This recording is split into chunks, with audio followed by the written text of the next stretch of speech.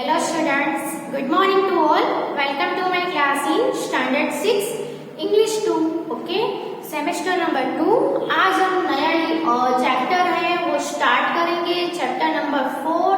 Last में हमने chapter number 3 complete किया था, जिसमें क्या था, same words as different parts of speech. Parts of speech सीखा था. फिर हमने एक ही वर्ड हो, सेम वर्ड हो, वो अलग अलग पार्ट है वो स्पीच का, उसके फंक्शन के हिसाब से बन सकता है. ओके, आज हम न्यू लेसन है जो है प्रीपोजिशंस. प्रीपोजिशंस का रिवीजन है. सेम वर्ड में ऑलरेडी आपने प्रीपोजिशंस सीख लिया है. ये जो चैप्टर है उसका रिवीजन है, उसमें थोड़ा ऐड करके आपको फिर से दिया गया है. ओके, तो प्रीपोजिशन क्या है, तो you all have already learn that कि preposition is a word that shows the relationship between two persons or things. तो preposition है वो क्या है, तो वो कोई भी दो पर्सन या कोई भी दो थिंग्स हो, उसके बीच में क्या रिलेशनशिप है वो शो करने के लिए हम preposition यूज करते हैं. And it is placed before a noun और अ प्रोनाउन, और वो कोई भी नाउन या प्रोनाउन के बिफोर प्लेस करता है, आता है, इसलिए हम इसको क्या बोलेंगे, प्रीपोजिशन. उसकी पोजीशन है वो प्री होती है. किसके प्री यानी किसके आगे होती है, नाउन या प्रोनाउन के आगे उसकी बिफोर उसकी पोजीशन होती है, इसीलिए हम इसको क्या बोलते हैं, प्रीपोजिशन. ओके, अब यहाँ पे मैं एग्जांपल दूं कि कैसे दो पर्सन और कैसे दो थिंग्स के बीच में रिलेशन शो करता है. ओके, तो मैं यहाँ पे एग्जांपल देखूं कि Rahul is behind Ram. Okay, तो यहाँ पे आपको बोला है कि बिफोर अ नाउन और प्रोनाउन. तो सबसे पहले दो पर्सन है, यहाँ पे राहुल एंड राम दो पर्सन है. ओके, इन दोनों के बीच में क्या रिलेशन है वो हमें शो करने के लिए प्रीपोजिशन यूज हुआ है. यहाँ पे प्रीपोजिशन कौन सा यूज हुआ है, बिहाइंड. बिहाइंड यानी पीछे. तो राहुल है वो राम के बिहाइंड है यानी पीछे है. ओके, अब आप देख सकते हो कि नाउन और प्रोनाउन, यहाँ पे क्या दिया गया है, noun. Ram is a noun. Noun के बिफोर है वो प्लेस करता है, राइट है. ओके, ये रहा नाउन और उसके बिफोर प्लेस किया प्रीपोजिशन ने. अब हम देखें यहाँ पे नाउन की जगह प्रोनाउन भी हो सकता है, वो भी हम आगे देखेंगे एग्जांपल में. तो अब हम देखें दोनों के बीच में रिलेशन शो करने के लिए प्रीपोजिशन कितना इम्पोर्टेंट है, कि अगर आप समझ लो कि यहाँ पे बिहाइंड नहीं है तो क्या हो जाएगा, राहुल इज राम, यानी कि राहुल राम है. तो राहुल राम कैसे हो सकता है ना, अगर हम प्रीपोजिशन ही ऐड नहीं करेंगे तो दोनों के बीच में क्या रिलेशन है वो हमें पता ही नहीं चल पाएगा, है ना. इसीलिए प्रीपोजिशन होना बहुत ही जरूरी है. प्रीपोजिशन की वजह से मीनिंगफुल सेंटेंस हमें मिल सकता है. इसमें आप देखो तो राहुल इज राम, इसमें कोई मीनिंग है ही नहीं. बिना प्रीपोजिशन के उसका कोई मीनिंग नहीं रहता है. ओके, अब हम दूसरा देखें तो वाटर इज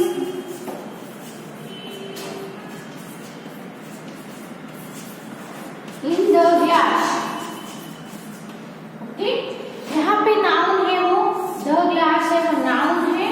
ओके, उसके बिफोर यहाँ पे प्रीपोजिशन यूज हुआ है इन. वाटर और ग्लास दोनों थिंग्स है, दोनों थिंग्स के बीच में क्या रिलेशन है वो शो करने के लिए इन यूज हुआ है, कि water is in the glass. Water है वो ग्लास के अंदर है, यानी कि एक जो ऑब्जेक्ट है वो दूसरी ऑब्जेक्ट्स के कहाँ पे स्टैंड किया हुआ है वो भी हमें प्रीपोजिशन बताते हैं, कि एक जो ऑब्जेक्ट है वो दूसरे ऑब्जेक्ट से कहाँ पे उसकी पोजीशन है वो भी शो करते हैं प्रीपोजिशन, है ना. देखिए वाटर है वो कहाँ पे है, ग्लास के अंदर है. ओके, अगर हम इन निकाल दे तो क्या हो जाएगा, वाटर इज द ग्लास, यानी कि वाटर इज द ग्लास, कोई मीनिंग नहीं रहेगा. ओके, तो प्रीपोजिशन ऐड करने से हमें इतना पता चल जाएगा कि वाटर और ग्लास के बीच में क्या रिलेशन है कहाँ पे है, यानी कि वाटर है वो ग्लास के अंदर है। ओके, तो यहाँ पे हमें पता चलता है कि प्रीपोजिशन कितने इम्पोर्टेंट है। ओके, प्रीपोजिशन निकाल दो तो कोई भी सेंटेंस का दो नाउन के बीच में क्या रिलेशन है उसका कोई भी हमें मीनिंग नहीं मिल पाता है। ओके, तो पहले ये डेफिनेशन लिख लो और ये दो एग्जांपल लिख लो, बाद में आगे कंटिन्यू करते हैं।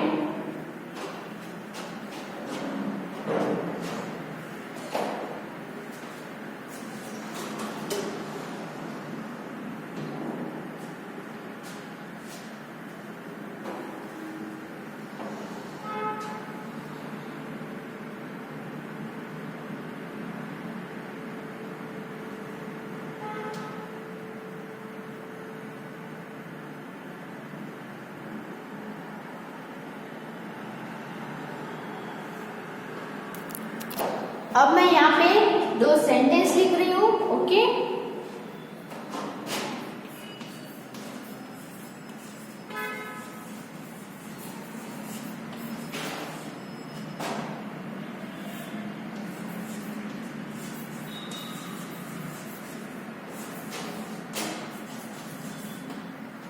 he sold his book to me.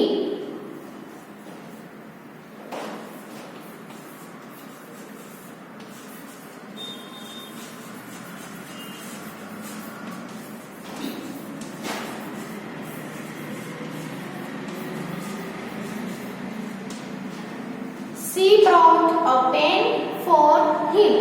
तो ये दोनों सेंटेंस में प्रीपोजिशन है वो कहाँ पे है, ये रहा टू एंड इसमें है फोर। अब आप देख सकते हो कि he sold his book to me, तो प्रीपोजिशन के आफ्टर यहाँ पे क्या है, नाउन नहीं है, नाउन की जगह क्या है, प्रनाउन है। इसमें भी फोर के आफ्टर यहाँ पे नाउन नहीं है, नाउन की जगह प्रनाउन है। हमने आगे देखा कि प्रीपोजिशन है वो प्लेस्ड बिफोर नाउन और प्रनाउन, नाउन या तो फिर प्रनाउन के बिफोर प्लेस करता है। ओके, तो यहाँ पे जो मी एंड हिम है वो एज अ ऑब्जेक्ट है। ओके, मी और हिम ये दोनों ऑब्जेक्ट है, तो टू और फोर ये जो प्रीपोजिशन है वो ऑब्जेक्ट के बिफोर आए हैं, है ना। तो ये जो प्रीपोजिशन है उसको हम ये जो दोनों मी और हिम जो ऑब्जेक्ट है उसको हम प्रीपोजिशनल ऑब्जेक्ट कह सकते हैं। Okay,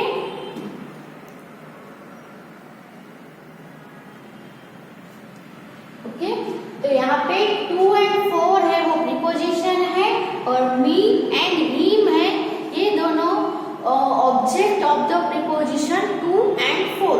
okay, me and him are the objects of the preposition to and for preposition के ऑब्जेक्ट है, इसीलिए हम इस दोनों को क्या बोलेंगे, प्रीपोजिशनल ऑब्जेक्ट्स। ओके,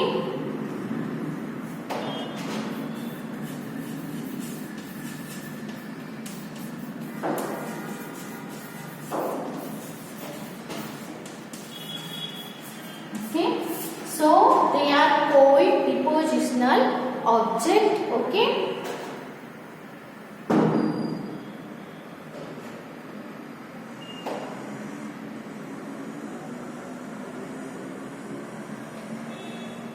अब हम देखेंगे अगर आपको नाउन की जगह यहाँ पे हम प्रीपोजिशन के आफ्टर अगर हम नाउन की जगह प्रनाउन ले रहे हैं तो आपको ध्यान में रखना है कि ये दोनों प्रनाउन है उसकी पोजीशन ऑब्जेक्ट की जगह पे है, इसलिए ये जो प्रनाउन है उसको हम ऑब्जेक्टिव प्रनाउन लेने हैं, दूसरे कोई भी प्रनाउन नहीं लेने। यहाँ पे हम मी की जगह पे आई नहीं ले सकते हैं या तो फिर माय भी नहीं ले सकते हैं। यहाँ पे हमें ऑब्जेक्टिव फॉर्म जो होता है कोई भी प्रनाउन का वही लेना है। तो कौन कौन से नाउन है इसका ऑब्जेक्टिव प्रनाउन क्या है वो हम यहाँ पे एक टेबल पे लिख रहे हैं। पहले दो एग्जांपल लिख लो।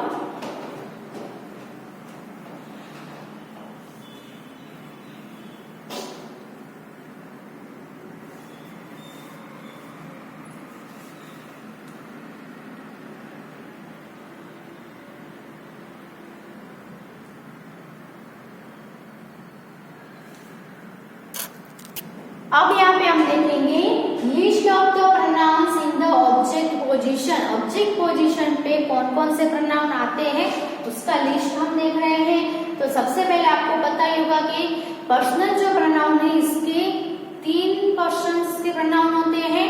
फर्स्ट पर्सन के प्रोनाउन, सेकंड पर्सन के प्रोनाउन और थर्ड पर्सन के प्रोनाउन। उसमें भी सिंगुलर प्रोनाउन और प्लूरल प्रोनाउन दोनों होते हैं। ओके, तो हम यहाँ पे एक टेबल बनाएंगे।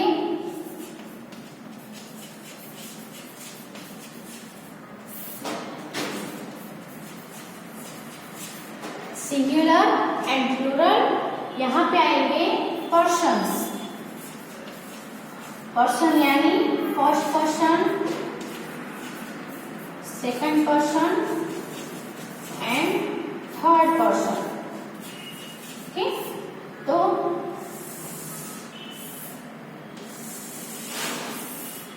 फर्स्ट पर्सन सिंगुलर में ऑब्जेक्ट की पोजीशन में कौन से प्रोनाउन आएंगे? तो फर्स्ट पर्सन के प्रोनाउन कौन कौन से हैं? आई और प्लूरल में है वी। तो सिंगुलर में आई और प्लूरल में वी है, तो उसका ऑब्जेक्टिव फॉर्म क्या होगा? तो आई का सिंगुलर में ऑब्जेक्टिव फॉर्म होगा मी एंड प्लूरल का होगा अस, वी का होगा अस। आई का मी एंड वी है जो प्लूरल में फर्स्ट पर्सन प्लूरल है जिसका ऑब्जेक्टिव फॉर्म होगा अस। सेकंड पर्सन में सिंगुलर में और प्लूरल में दोनों में जो प्रोनाउन है वो कौन से है? यू। यू है वो सिंगुलर भी है प्लूरल भी है। अब यू का सिंगुलर में ऑब्जेक्टिव पोजीशन में कौन सा फॉर्म आएगा? तो यू का यहाँ पे यू ही रहेगा और प्लूरल में भी ऑब्जेक्टिव फॉर्म में यू ही रहेगा। ओके, अब देखिए थर्ड पर्सन में। थर्ड पर्सन में सिंगुलर में ही, सी, इट आते हैं और प्लूरल में दे आते हैं। तो ही, सी, इट का ऑब्जेक्टिव फॉर्म होगा ही का हो जाएगा हिम, सी का होगा हर एंड इट का इट ही रहेगा और प्लूरल में दे आता है तो दे का प्लूरल होगा देम। प्लूरल में ऑब्जेक्ट होगा दे का देम। Okay, understood? ये जो सभी फॉर्म है वो एज अ ऑब्जेक्ट ही आते हैं, ऑब्जेक्ट के केस में ही आते हैं।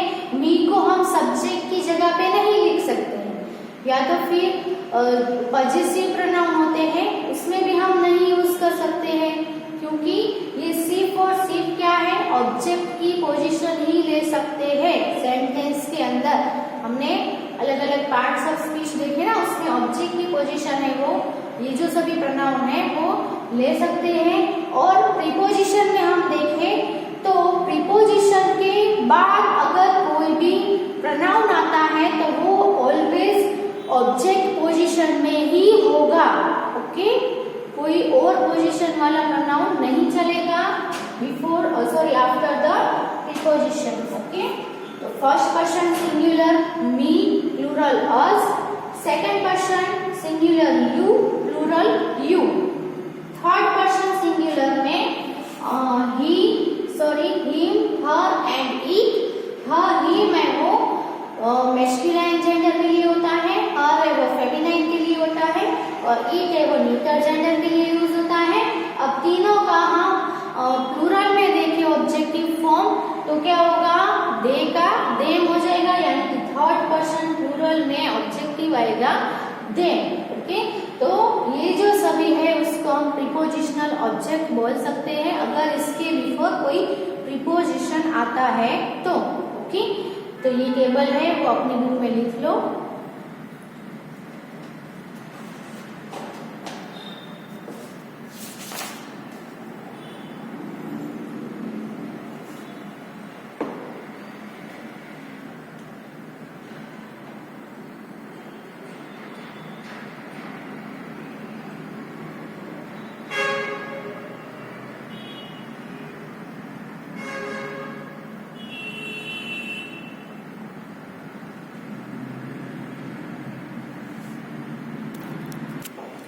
अब स्टडी द सेंटेंसेस। ये सेंटेंसेस मैंने यहाँ पे लिखे हैं, उसको स्टडी करते हैं।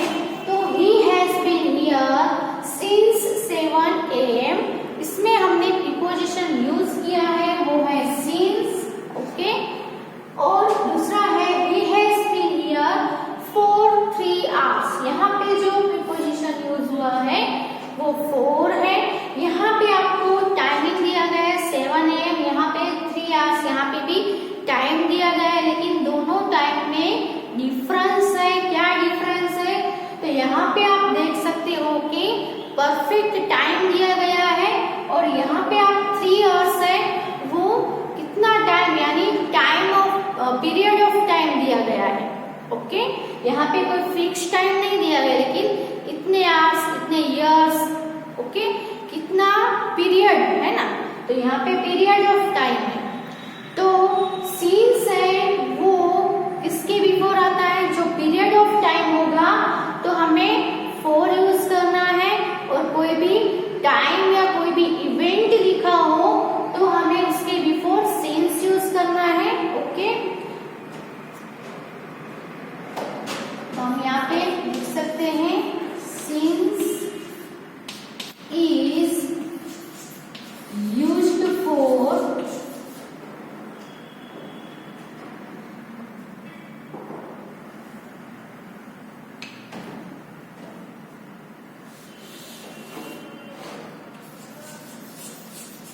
used with point of time। क्या बोलेंगे हम? पास्ट के अंदर, पास्ट में कोई भी पॉइंट ऑफ टाइम है ना, तो he has been here since 7, past में 7 बजे से वो अभी तक यहाँ पे वेट कर रहा है, यहाँ पे रुका हुआ है, okay. since is used with point of time in the past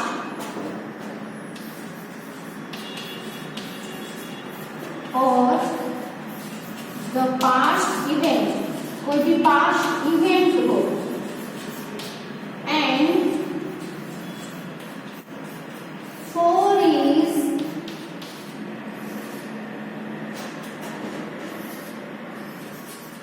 used with the period of time, okay.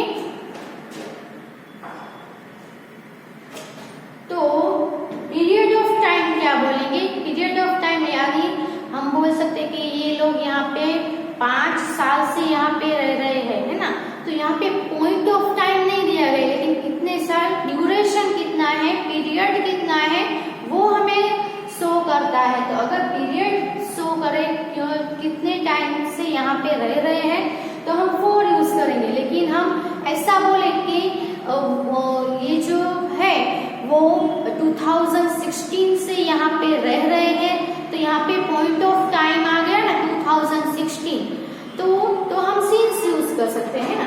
Example हम यहाँ पे देखें तो they have been,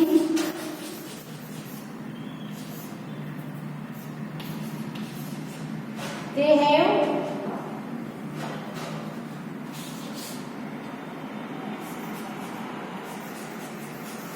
lived here since 2016, okay. और हम यहाँ पे लिखे कि they have lived here for 5 years, okay. तो यहाँ पे हम देखें तो यहाँ पे since यूज हुआ और यहाँ पे क्या यूज हुआ? for यूज हुआ, क्योंकि यहाँ पे 5 years वो ड्यूरेशन है, पीरियड ऑफ टाइम है, इसीलिए यहाँ पे for यूज हुआ। और यहाँ पे 2016 पॉइंट ऑफ टाइम, पास्ट का पॉइंट ऑफ टाइम दे दिया है, इसीलिए यहाँ पे क्या यूज हुआ? since। तो अब आपको पता चल गया होगा कि since है वो point of time in the past या फिर कोई पास्ट इवेंट हो उसके बिफोर यूज होता है, और for है वो पीरियड ऑफ टाइम के लिए यूज होता है। दोनों का मीनिंग है वो सेम जैसा ही होता है, लेकिन उसका यूज है वो अलग अलग तरीके से होता है। ओके, तो ये भी आप अपनी बुक में लिख लो।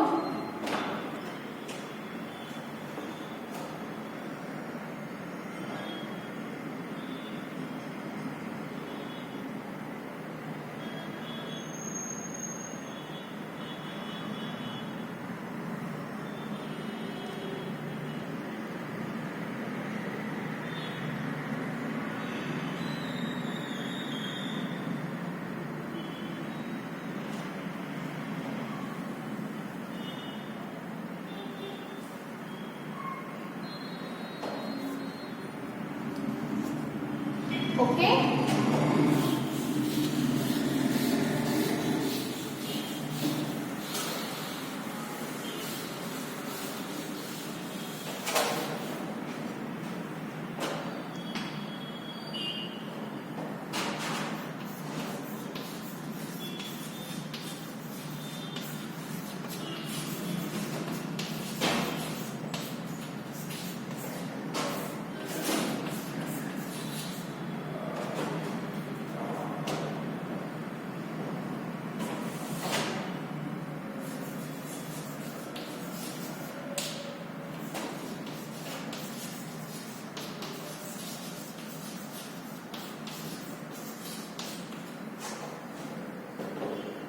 यहाँ पे दूसरे एग्जाम्पल्स लिख रही हूँ जिसमें अलग ही प्रीपोजिशन यूज हुए हैं।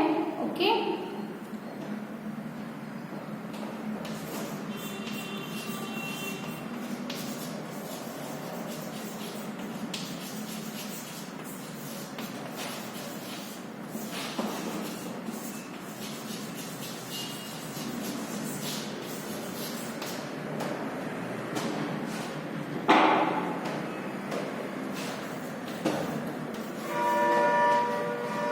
अब ये दो सेंटेंस रीड करते हैं। पहले, he wrote to me in October in the year 1981. Second is, he is coming to me on Sunday at 5 PM. Okay, तो यहाँ पे हम देखें तो कितने सारे प्रीपोजिशन यूज हुए हैं।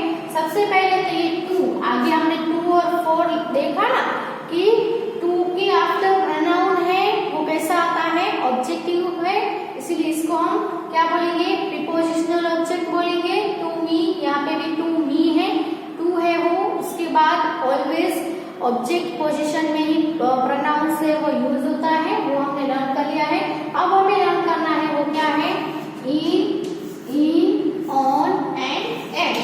ओके, तो पहले सेंटेंस में आप देख सकते हैं कि इन है वो कहाँ पे यूज हुआ है, यानी किसके बिफोर इन आता है, किसके बिफोर ऑन आता है, किसके बिफोर हम एट यूज करते हैं। तो जब भी आपको कोई टाइम बताना हो, कोई मंथ, ईयर, डे या टाइम कुछ भी बताना हो, तो अगर आप कोई मंथ या कोई ईयर बता रहे हो तो उसके बिफोर हम इन यूज करेंगे। ओके, क्या यूज करेंगे, अगर कोई मंथ हो या कोई ईयर हो तो हम इन यूज करेंगे। इन month of October, in January, in February, in March. Okay, in the year 2019, in the year 2018, in the year 2001। Okay, तो कोई भी मंथ हो या कोई भी ईयर हो तो हम उसके बिफोर इन यूज करेंगे। और कोई भी डे हो, है ना, कि मैं आपको संडे को मिलूंगा, मैं मंडे को आपको मिलूंगा, मैं ट्यूसडे को मिलूंगा, तो कोई भी हम डे का नेम ले रहे हैं तो डे के बिफोर ऑलवेज हमें ऑन यूज कर रहा है, इन संडे यूज नहीं कर सकते हैं हम। ओके, क्या आएगा, डे के बिफोर हम ऑन यूज करेंगे। और कोई भी टाइम दिया गया हो, कोई भी टाइम हो, यहाँ पे 5 PM की जगह 7 o'clock हो, 4 o'clock हो, है ना, तो कोई भी अगर टाइम दिया गया है तो उसके बिफोर ऑलवेज 8 यूज होता है। ओके, मैं 5 बजे वहां पे पहुंच जाऊंगी, तो 5 बजे है वो परफेक्ट टाइम दिया है, तो उसके बिफोर हम 8 यूज करेंगे। Okay, understood. मंथ और ईयर के बिफोर हम इन यूज करेंगे। डे है तो डे के नेम के बिफोर हम ऑन यूज करेंगे। और कोई भी टाइम दिया गया है, कोई परफेक्ट टाइम दिया गया है तो हम एट यूज करेंगे। कोई परफेक्ट प्लेस दिया गया है तो भी हम एट यूज कर सकते हैं ना, कि we reached at the station at 5 PM, है ना। तो एट स्टेशन कोई परफेक्ट प्लेस हो गया है ना, तो कोई परफेक्ट प्लेस या परफेक्ट टाइम दिया गया हो तो हम एट यूज करेंगे।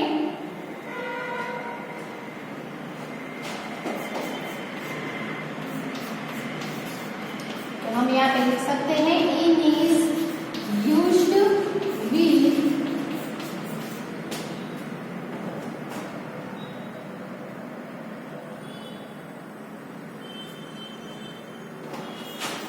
the month and the year on is used with the day and it is used with the time. Okay, in is used with the month and the year, on is used with day and it is used with the time. Okay, so not all this in your notebook. Okay,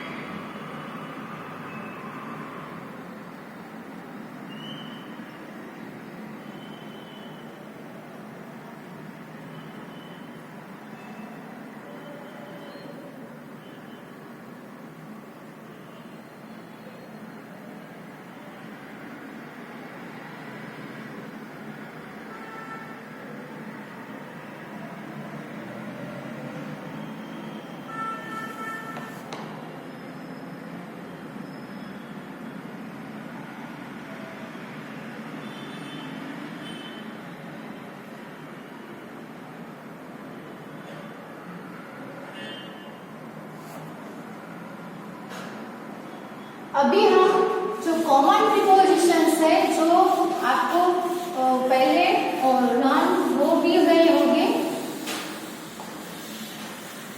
वो हम लिखते हैं। कौन कौन से preposition है, बहुत सारे प्रीपोजिशंस हैं। Okay,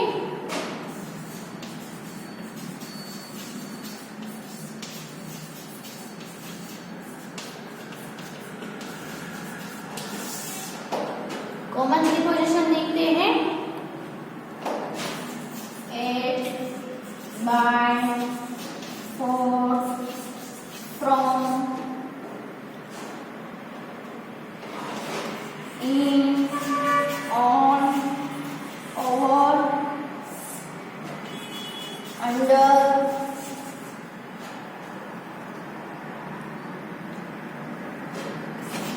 out,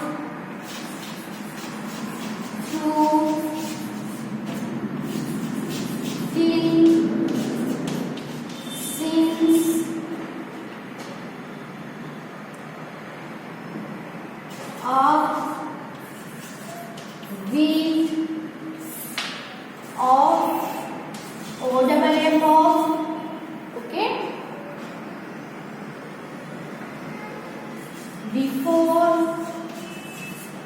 after, between,